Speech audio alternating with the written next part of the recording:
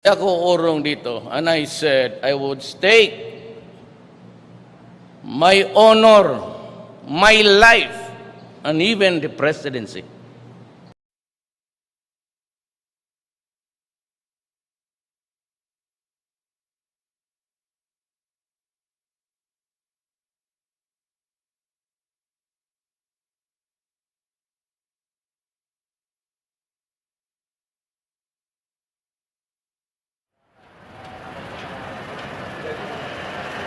Raga, mag-report ka.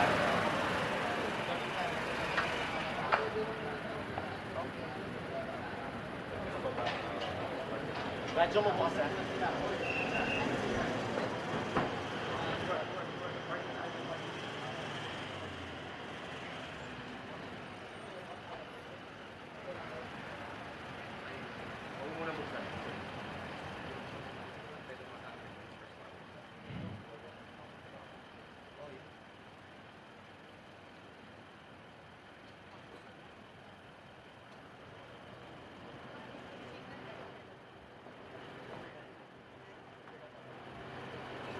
Ladies and gentlemen, President Rodrigo Roa Duterte, Republic of the Philippines.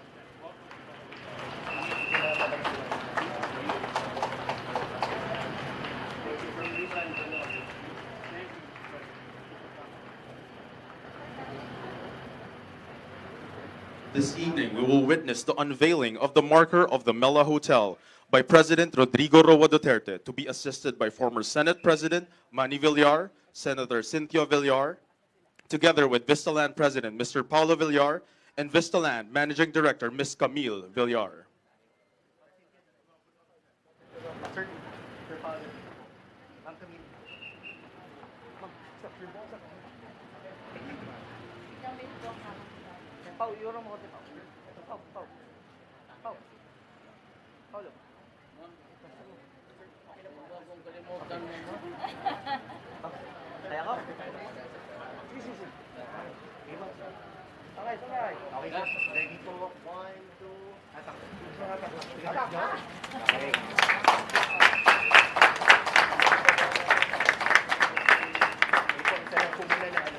Thank you very much, President Rodrigo Roa Duterte, for gracing this momentous event. We are very honored with your presence. Again, ladies and gentlemen, President Rodrigo Roa Duterte, Republic of the Philippines.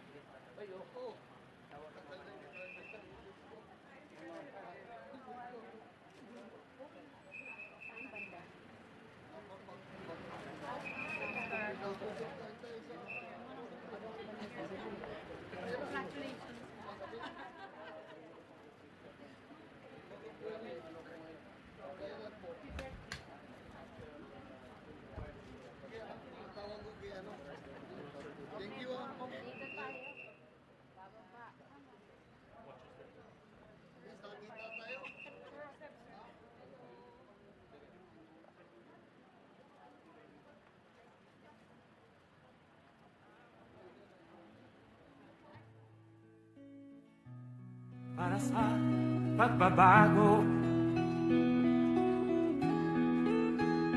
sawa na ang bayan ko sa magnanakaw na tao.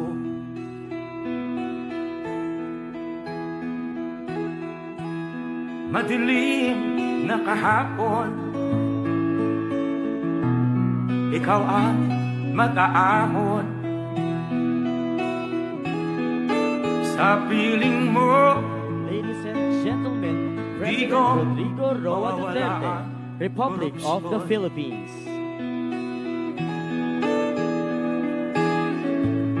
tayo na, Pilipinas, tayo na magbago. Hawak kamay tayo para Once sa again, ladies and gentlemen, President pagkasenso. Rodrigo Roa Duterte. Ikaw at ako, tayo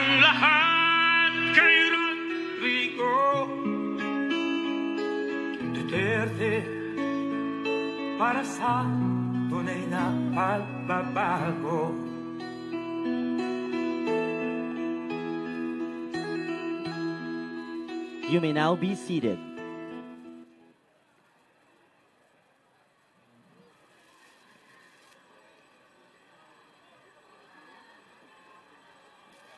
Good evening, ladies and gentlemen, and welcome to the birthday celebration of former Senate President Manny B. Villar. To welcome us this evening and to introduce our guest of speaker, may we call on former Senate President Manny Villar. It is my privilege to introduce the President of the Republic of the Philippines, Mayor Rodrigo Roa Duterte.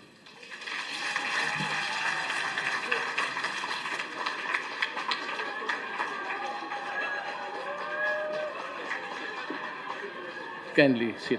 Thank you for your courtesy.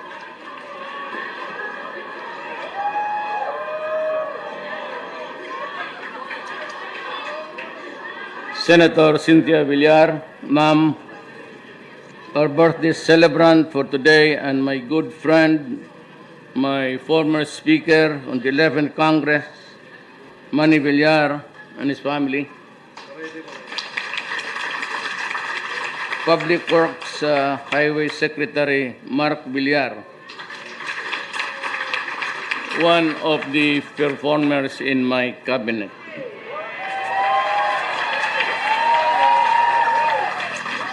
And the other members of the cabinet, invited guests, mga kababayan ko. I would like to take this opportunity to first greet Senator Villar, Manny, my speaker, on his birthday. It is indeed an occasion to celebrate not only his natal day, but also his meaningful contribution to our nation's overall advancement. Senator Villar is truly an epitome of diligence and hard work. Coming from a poor family, Senator Villar used his hardships as an inspiration to push through and persevere. I recognize his admirable determination to become what he is today, despite of his humble beginnings. Nakakatuwa nga talaga ang istorya niya. Indeed, his sipag at tiyaga. Dapat ito ang sana ang ginamit ko, sipag at tiyaga.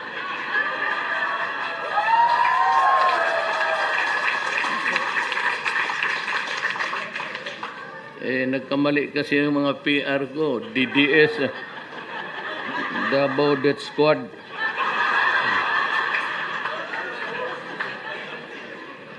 Indeed, this sipag at tiyaga should remain a guidepost for every Filipino in reaching and realizing his aspirations in life. Let us emulate his traits so that we may also succeed as millionaires, like a billionaire, na succeed in his respective interests and pursuits.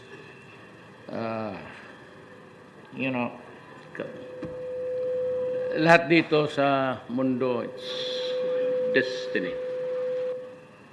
Manny Villar is destined to be a billionaire and a public servant, and a splendid one at that.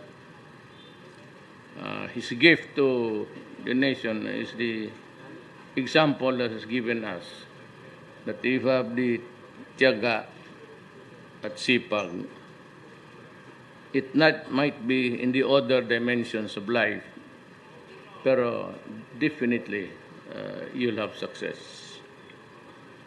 My presidency is a gift from God. And my gift to the Filipino people. Baka kung makulong ako, then my gift to you is my freedom.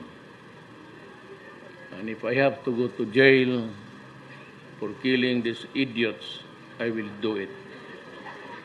And it's gonna be so be it. The unveiling of the markers and the blessing of Las Piñas Drug Abuse Treatment and Rehabilitation Center and the Mela Hotel are once again a testament to his continued efforts to uplift the lives of many Filipinos. Sa totoo lang, I welcome investments. Not desperately trying to showcase a place where there are tall buildings or a modern one or a crowded Greater Manila area. Ang habol ko lang talaga dyan sa totoo lang, except for the taxes which are really minimal, is yung trabaho ng Pilipino. Yan lang ang inahabol ko. I don't go for that one day I'd see Manila bustling with tall buildings, skyscraper, nothing of that sort. Ang tanging ano ko lang, with my short stint as I only have 2 years left, is really na makapagtrabaho lang ang Pilipino. It is not the time to be dreaming of grandiose achievements kasi mahirap lang tayo. We do not have the money, actually, so that we need investments. And may I also just would like to take something about oil. Everything that you see here is oil. The floor that you are stepping on is oil. The thing in front of me is oil. Yung, sige, kuha ng camera diyan, not himself, but the camera is oil. Everything. The shoes. Because they are made of machines and is always empowered or powered with oil. Hindi pa panahon ng mga itong innovations bago. Kulang pa ang solar. It has yet to be perfected. There's a lot of it, I know, but we have not reached the apex of our innovation on that particular field. So, tayong Pilipinas, we are the ones that, I'm not questioning God, but right after the war, Second World War, that's about the time when we were born, ako, every nation that were involved in the Second World War started to rehabilitate. And the first thing that they did was really to go after the natural resources. You know, in Asia, the first to struck oil was Indonesia, and then Malaysia, and Brunei. But I do not know what happened along the way, since we occupy the same trench, the big one, and even our continental shelves inside under the bed of the high seas. Pareho lang man ang features, and yet we were not given by God oil. So every time there is an oil increase, lahat yan, 2 weeks after, 15 days after, the prices of everything follow suit. Kaya kung paski na patayin ninyo ako, sunugin ninyo yung Congress, wala talaga tayong magawa. Because we are dependent on oil. And we do not have the buffer stock na reserva na sabihin natin, wag nanit ng gamitin ito. This is a reserve.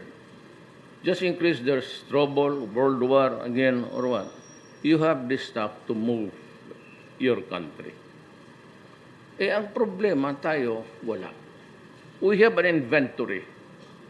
I know, 45 days, maybe more. Ganun din. And rice.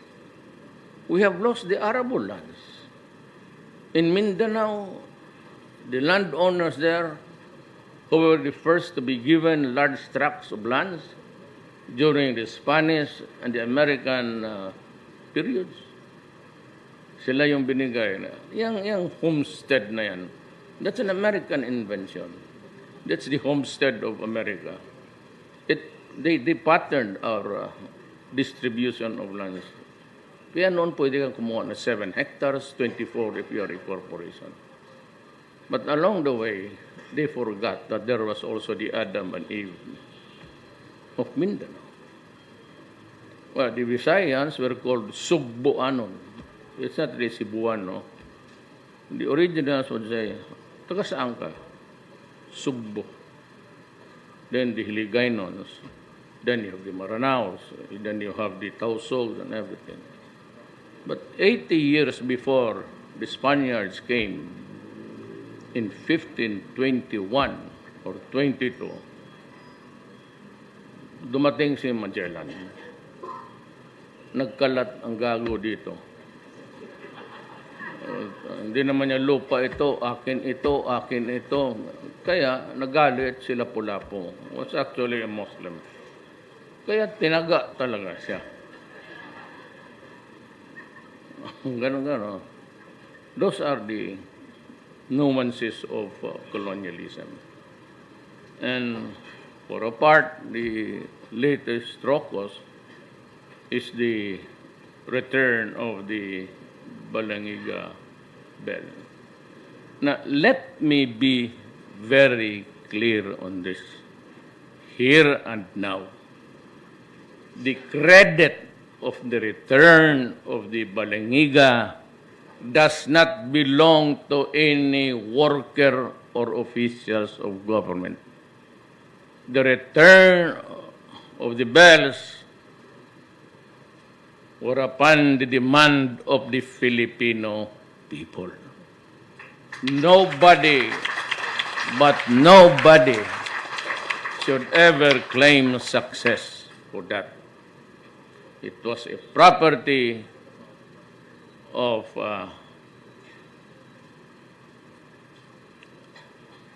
may pare dito? Wala na pare, sir? Is there a priest here? Ihulog kita dito sa stage. Wala na, obispo ka. Well, it's a property of the Catholic faith, the Roman Catholic faith. But I'd like to order the protocol now. Ngayon lang pumasok sa isip ko. There's going to be a high mass. I will not be there. I will just float along the coastal shores of Samar. And when we are ready to take note, wala kayo nito, no? Huwag na lang muna kayo mag-usap-usap lang muna kayo dyan. It's going to be like this. The American government will give it back to me. Then I will give it to the local executives, and the local executives will turn it over to its rightful owner, the people of Baliniga and yung pare doon. Kanila yon. So hanggang dito lang ako. I do not want to hear the mass. I have heard all the masses in the world.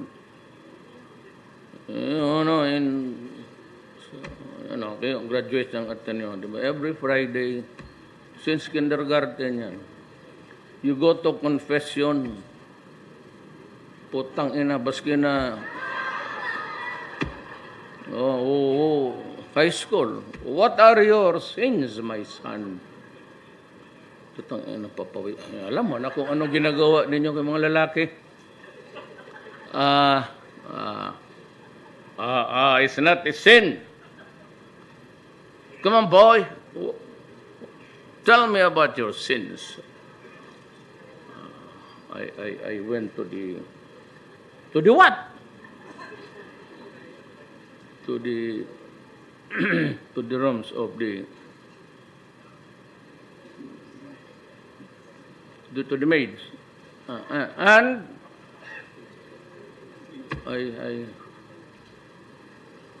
what? I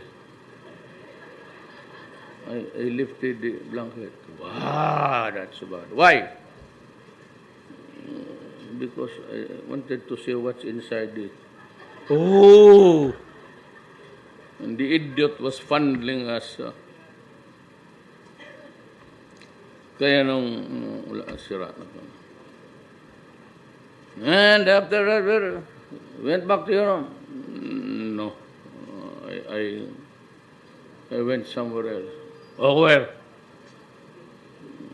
To the bathroom. What did you do there? Same as last week, whatever, the one I confessed. Oh, I do not remember you confessing anything. Oh, what's that? Huwag na kayo magalit si Ma'am Cynthia. This DU30 will definitely help hundreds of drug dependents from the southern part of Metro Manila and in nearby provinces such as Cavite. Let me repeat it again. For all, do not go into drugs. Because if you do that, I will kill you. If you destroy our children, then I'll just have to kill you. I do not take anything back. I state it with more clarity every time. Do not f with my country. Alam mo, ang social dysfunction, madali yan. Sir, can I have a longer time? Because I just want you, kasi not extrajudicial. That's bullshit. Alam mo, itong mga human rights, look at Duterte. They go everywhere. 700 para time of the woman of the century, ano. Inyo na yan. Ako simple lang ako. I'm a worker of government and I work for the people. The long and short of my oath is I have to protect the people of the Republic of the Philippines. And I have to preserve the nation. Wala na. Kaya pagka pumasok ka dyan, and even if I'm the only one trying to answer or to justify my accusations, I will do it. As I have said, even if it would cost my freedom, I will go to prison. The presidency is a gift from God. And my gift to the Filipino people would be my freedom if I have to go to jail. So, again, be it. Mas mabuti ang klaro tayo dyan. Ang pinakamalaki nyo, 20,000 deaths. But okay.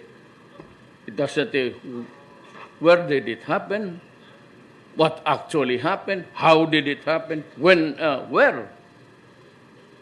Wala. Basta nakalista niyang bulagta, extrajudicial killing. Maybe the 4,100 plus. Sabi ng police, they were killed because they offered to resist violently. Then I take full responsibility for it. Sabi ko sa police, sa military, magtrabaho lang kayo. And if it is done in accordance with the rules of law, and there is the only one, there are two, of course, it's one chapter, but if it is in self-defense, in the performance of a duty, you think that you lose your, not only your pants, but your life, then you have to kill. Go ahead. Then in defense of a relative o inaatake ng mga drogista or a stranger being killed, hold up kasi walang pera, pandruga, then go ahead. It will be my pleasure to see dead criminals. Wala tayong inutan yan. I do not apologize for it. I offer no explanation. I'm just stating the law as it is. So yan. Kaya napapasalamat ako kasi yung aabot dyan sa DATC, mag-ano kayo because maybe it might help you. Pero ako, I love my country and I will do everything to see to it that my country survives. Alam mo bakit? Okay, I'll give you an example. Binaril yung putang ina na yan. Kabulagta dyan. Lista ka.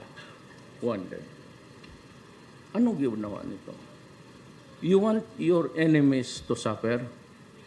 You just get one of the family into drugs. 2 or 3. And it will be hell for them in this planet. Meron kang isa, dalawa na anak na sa droga. That family is dysfunctional. Now, if it is the father, the breadwinner, who is addicted or contaminated, he does not work anymore. He is thin, malnourished because they do not eat. Mabuti rin yan para walang rice prices. Putang inang yan. Then he does not go to work. He sits there in stupor and wait for the drugs to come. If it does not have any money, he would start to sell everything. Tanungin niyo may tinamaan. They start to lose things in their house, then pati yung mga kutsin na pinagbibili. The family is dysfunctional already. Wala nang nagtatrabaho para magbili ng pagkain. Wala na magbayad sa tuition. Wala nang pamasahe ang mga bata. And it is not a single family for one day. Itong durugista na ito, he is able to distribute and convert new ones to support his habit. Then magsabi ka, if this guy can contaminate about 50 a month, then count how many are those who are peddlers or the merchants of death. And you have about, in 1 month, 1,000 in this place alone or in your barangay. Totally dysfunctional families. Multiply that by the years and think what will happen. Look at the environment. Tignan mo yung suicide rate. In Bacolod, in Davao. At ang masakit sa akin, although you might say, pretended sentiment lang yan ni Duterte. Mabuti kayo, kay mayaman kayo. Ako, galing sa mahirap. Hindi ko na sabihin mahirap ako ngayon. Medyo mahal nga itong t-shirt ko. Anong logo nga ito? Binigay lang to. Unique lang ako. It's black and white. But sometimes I get to have this combination. Sigurado nga, binigay yan. Ngayon ang pa ba ito? Unique lang. Nasa mura, tapos durable. Kita mo, it's white or black. That's it. Ngayon, yung iba, ilang libong Pilipina umaalis every year outside. The number now about 2 million, it used to be 1 million Filipinos working outside. More than half of them are domestic helpers. I'm telling you, I've been there to fix a case for a Davawenya who was arrested for giving rosaries. So, naman kayo, pagka nandoon kayo, you obey. That's the problem. You start to mess up with the rules. You know, you start to screw up there. And so, ito nagpunta. But I was able to catch up with King Fahd. He was a little bit, he was Alzheimer's na noon. Well, maybe it was very lucky for me to catch up with him. And he understood my plea. And he agreed. But the minister of that court there, sabi niya, you better talk to your counterpart. One of the reasons why we were with my speaker when we went there, sinabi niya, not all, remember, lest I be misquoted, not all, but there are certain Arab tribes in the Arab country, different Arab, that if you are a slave working for the family, if you are bought from the slave markets of Africa, usually black, or you are a paid servant there, rape is always inevitable. So how many such stories do you hear? Are all of these incidents they reported? No. Why? Because they will have to go home. You start to complain, you lose the employment. So magbili na lang sila sa mga pills dyan kung saan nila makuha. And they endure bestiality, they endure human degradation,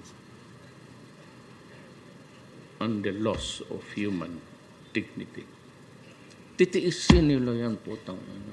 Dahil kailangan ng pera para ipadala dito.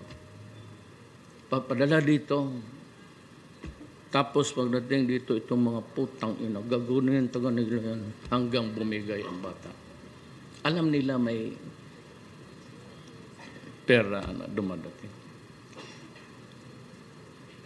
Ngayon, itong mga animal na to, alam nila may pera yan.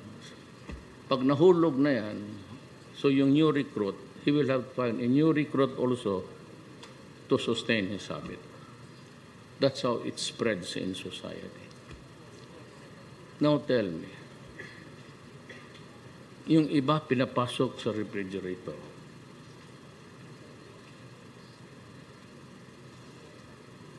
Yung iba pinapatay. How many times have you read? Tell me the truth now. Look me in the eyes. Ilang Pilipino tumatalon sa bintana? What does that indicate? It happens almost every day. Filipina jumps. What does that show? It's desperation. Baka hindi na kaya talaga ng katawan. You know, baka hindi ninyo alam, ha? Maglinis yan sa employer niya. The one who got her to work in that house. Then after that, she goes to the house of her daughter-in-law and cleans the house. And then he goes to another relative, maybe the sister of her, and she cleans the house. That is why ang uniform ang kanila. How many hours of sleep do you get? 3 hours. What's the food? How's the food? It's hogwash. Hindi na kayo, mamayaman kayo. Napunta naman kayo doon. Kaya ninyong magkain. Ako sa totoo lang, ask anybody. Pati ako, nagabaon ng karne norte, pati tuyo. Paski doon sa labas, sa Papua New Guinea, yun ang pagkain ko araw-araw. Pinapaluto ko lang sa... I'm not given to that yung mga dishes sa ano. Sus Marisel. Bah! Wala naman, no specific country, but yan, hindi ko talaga kaya. Karne norte kasi sana the average family Filipino, walang pagkain. Karinorte ka agad, sardina. Ayun ang pagkain ko. Not because I cannot afford itong mga, but because I just want to eat simple foods. Why? Because nasanay ang dila ko. Why? Because I have no money? No, I have money. I can eat this night. I can make a tour of 5-6 hotels. I can afford it now. Pero credit card lang. Saan ang bag ko?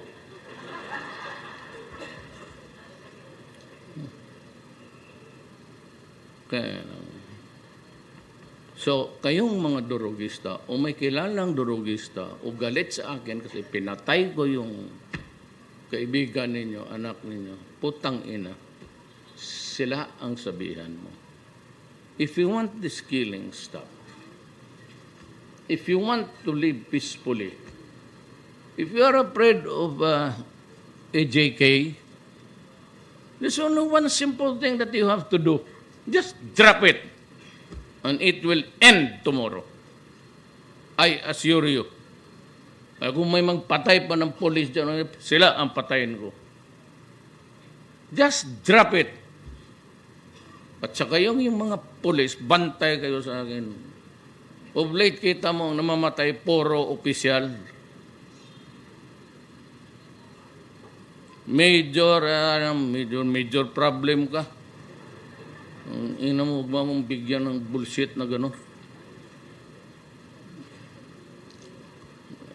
Mindanao ito, hindi ito taga Maynila. Huwag mo akong gano'nin kasi, well, more or less, gano'n ang warning. Kung marinig ito ng iba, sabihin ko lang naman na, istorya ko lamang yan para pabilibin ko si Sir pati si Ma'am Cynthia. Istorya mo lang, maniwala pa na kayo.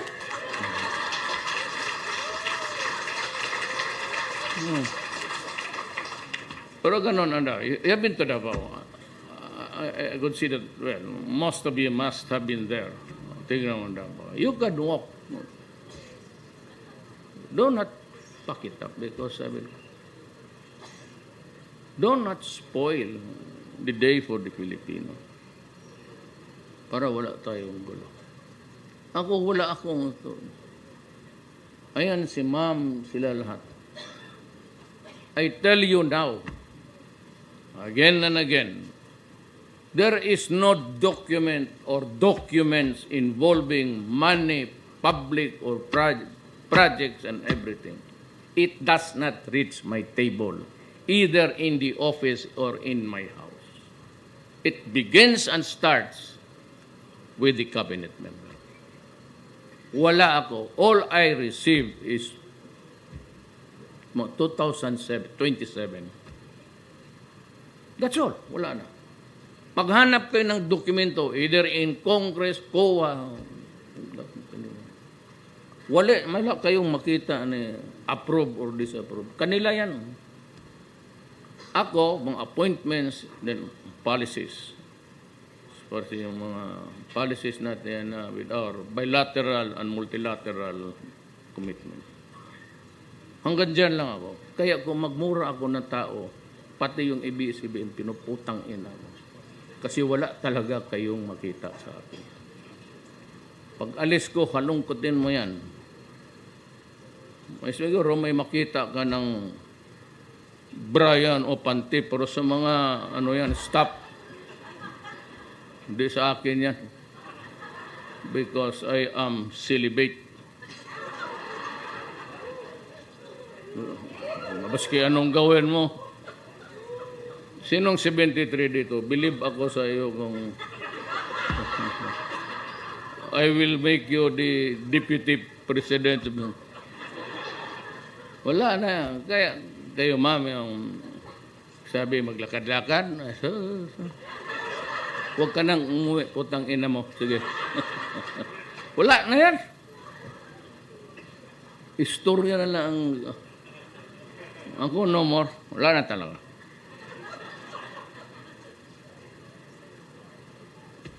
Yan ang totoo. So, siningit ko yung story about trust para you will understand me.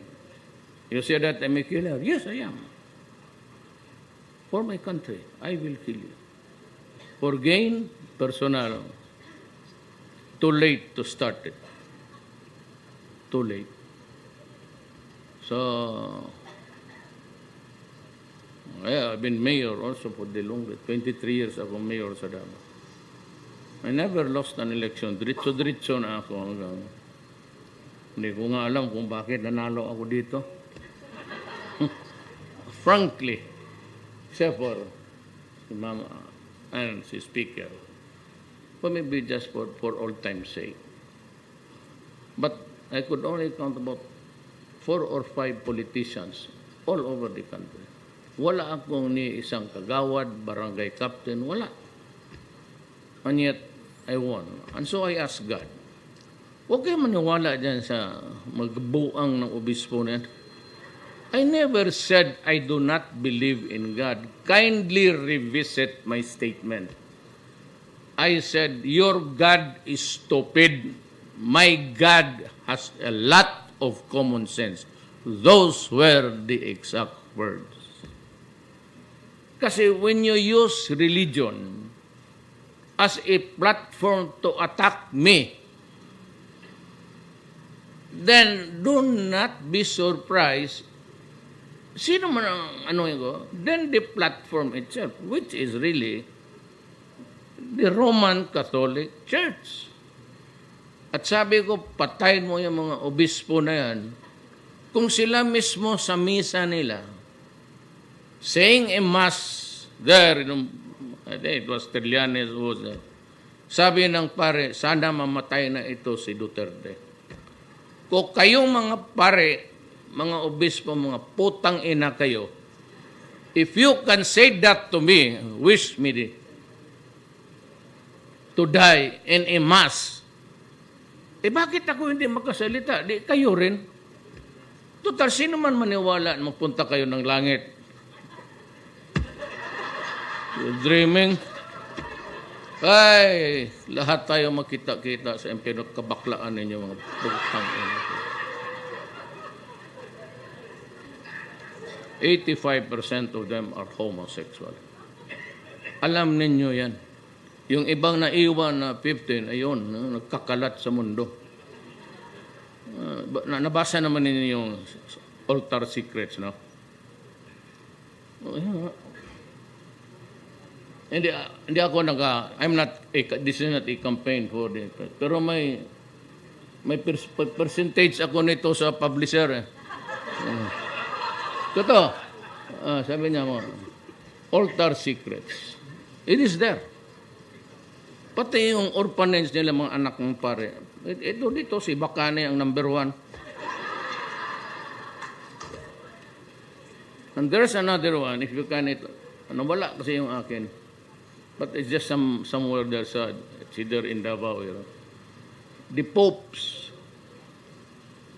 plural, popes. Yun ang basa. Is it totally from the Inquisition down to torture, down to Lucrecia Borgia, na nanganak siya ng Pope, nang they had incest, at yung incestuous child nila became eventually a Pope.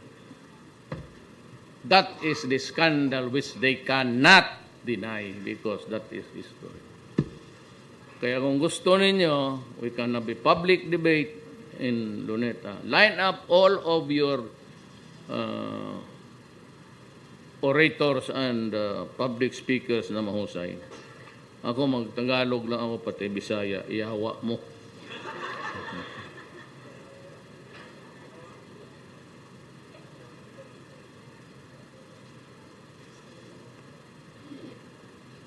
That's the problem.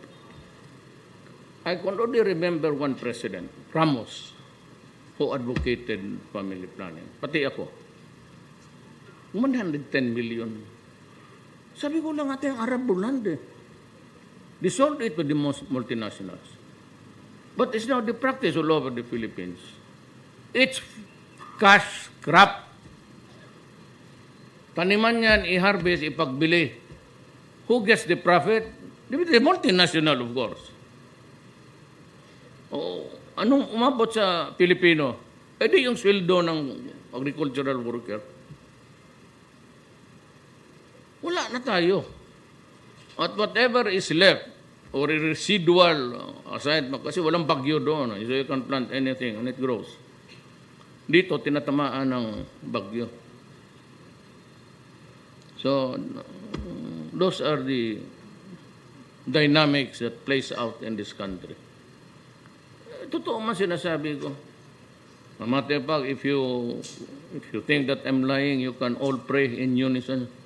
Patayin mo na ako. Yan naman talaga ang gusto ko. Pahinga na rin. Kasi, alam mo, pagkatapos ko ng presidente, anong gawin ko? Hindi na ako kagawad. Mabuti kung tanggapin ako dito, ano na lang. So, ma'am, baka may trabaho ko sa akin dyan. Wala na. So, by the time I'm 73, 76, I'm done. What am I supposed to do? Maglabas ako? Talagang puputulin ang ulo ko sa mga putang ina. NPA, durugista, karami kaya yan.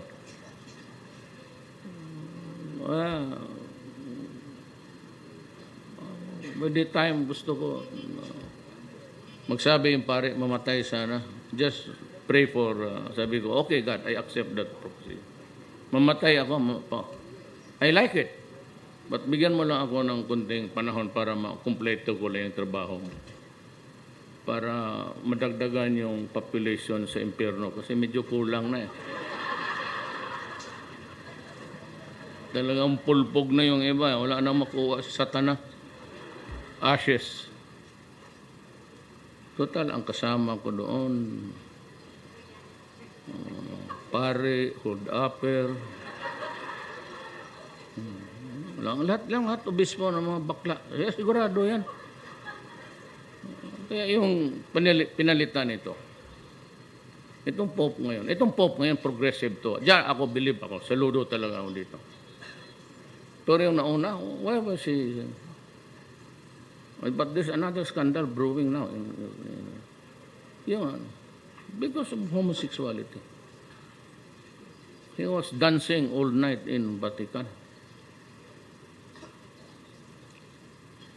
Alam ko yan kasi ako, nung maliit pa, twice or thrice a week, nakaluhod ako dyan sa altar. Kaganon pa. Magbaba lang yan ng kunti. Kaya yung nanay ko, kung buhay pa yan naman, idemanda ko talaga sa child abuse. Ang nanay ko. Baski mahawakan. Kaya yung sobrang, magsabi, total, marami akong anak, patayin kita, leche ka. Pero kung isa lang, medyo, kung marami kayo, kaya yung, noon yung crucifix na, but since my mother died, hindi na ako nabalik sa ancestral. Dinadaanan ko na lang, pero ayaw ko. Talagang mamas boy mo rin. Pero, minsan nakaganon na si Jesus Cristo. Minsan siguro na maawa, sabi niya, anak, narinig ko to sa anak, pareho talaga ang swerte natin. Sabi ko, Jesus, anak ko, mama ko hindi man Hudiyo. Ikaw,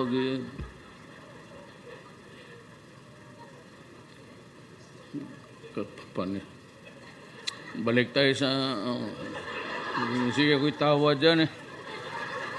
I am glad to know that DOH, the DILG, the Vice Mayors League of the Philippines, and the Provincial Board Members League of the Philippines will work closely together for the effective management of this facility. Hindi ako nagbibiro, sir.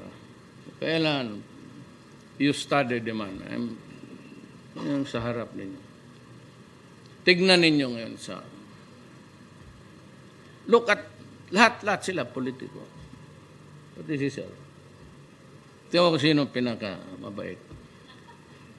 Sino hindi magnanakaw. At sino yung pag wala na ako, sino sa kanila magsabi in public, putang ina, patayin mo yan. Sige daw. Ayan. All prim and proper yan. Pakunwari. Kasi kung takot ka mamatay, o takot kang pumatay, huwag ka magpresidente. It's not for you. Pero nangyari naman. Kailan na lang lumabas? When I became president, then I demanded bato, nilagay ko. Buksan mo lahat. So what did we find out? 1.6 si Santiago noon, 3 million, 1.6 million. Filipinos who are slaves to drugs, cold shabu, and everything else. They are slaves because they are already in hotel and they need the monkey off his back. Kasi hindi makaganon, kakatingaganon ang katawan. Yan ang mangyari. That 1.6 is over the country selling shabu. How much do you think you need time to correct all of this? To arrest the aberration in our society? Yan ang tandaan. Ano yung kailangan,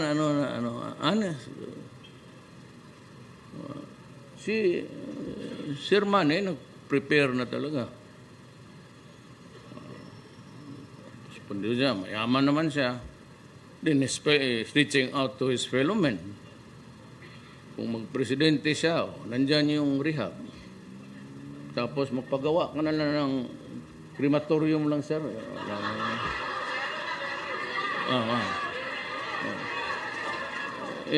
Improve mo lang. Magsugba ka lang 10 araw-araw, maubos ang...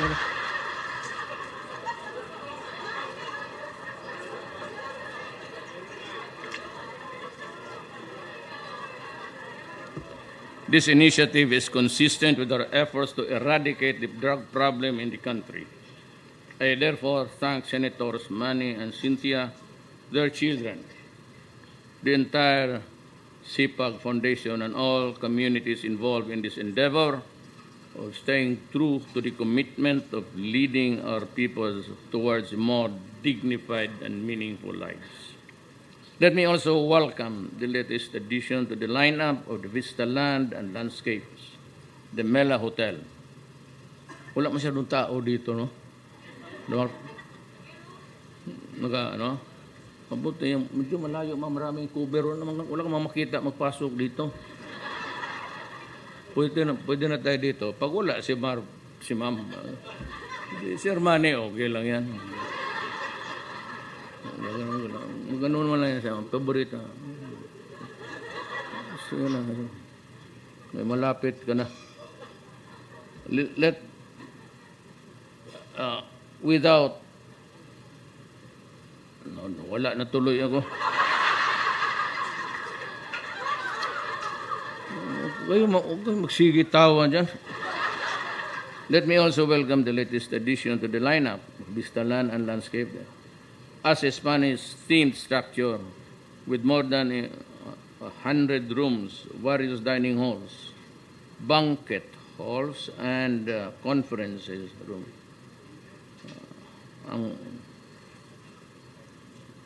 Pwede magtingin sa kwarto, sir? Ano ka? Man yan, ha? Wala dito yung... Sino man daw girlfriend ko, be? O, sino? Sino? Ay, yung asawa ko yun, girlfriend. Bigyan ko kayo ng hint. Nandito siya nakatira. Maganda siya. medyo, sino?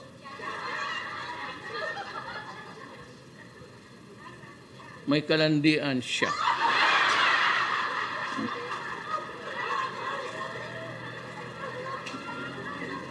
Hindi naman siya mataas. Hindi naman siya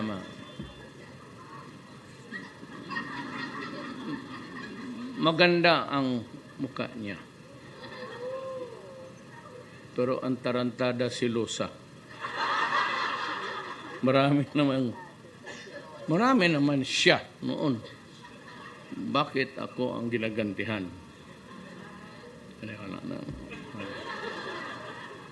Without doubt, this hotel will generate employment and livelihood opportunities for the people of Las Piñas and surrounding localities, as well as create a positive impact on the area's tourism industry. I thank again the Villar family for sharing their blessings to the Filipinos from all walks of life, especially those who need to reform the lives of those who have gone astray. I hope it could go a limit to help the addicts. The lives of those who have gone astray because of illegal drugs. Your partnership with the government in advancing the condition of our kababayans is truly commendable. I pray to God, yung Diyos natin,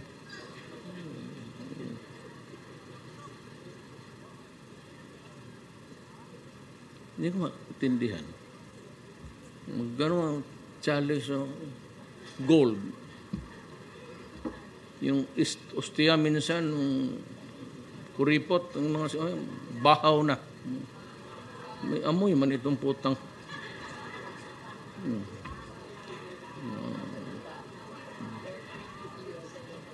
Pag gano'n sa kamay mo, you take a deep breath.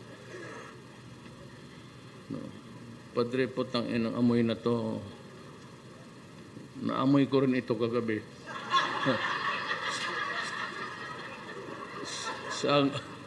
Saang bar ka ba kagabi? Limutan mo maligo ang animal.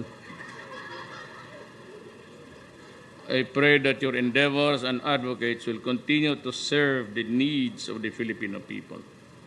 To Senator Manny Villar, may you have more years to come, and I hope that you will continue to inspire and help more Filipinos who also want to uplift their conditions and enjoy more comfortable and progressive lives.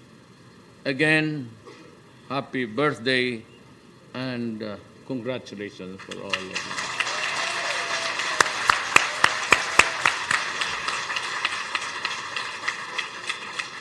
I think it's shown in Alimar. Online mayroon to.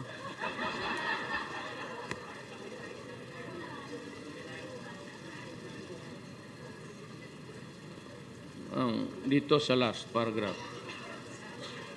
And lo and behold, President, the late Rodrigo Duterte, President, was all along right in his attacks against the church because they were valid and the truth. We stick with the truth. Thank you.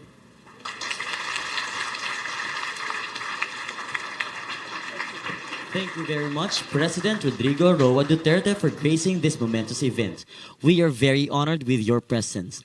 Again, ladies and gentlemen, President Rodrigo Roa Duterte.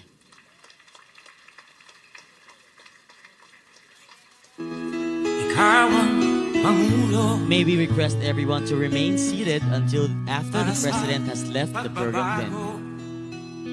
Thank you very much.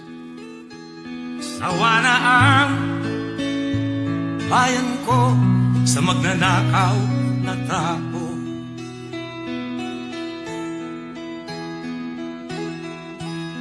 Madilim na kahapon, ikaw ang mag-aahon sa piling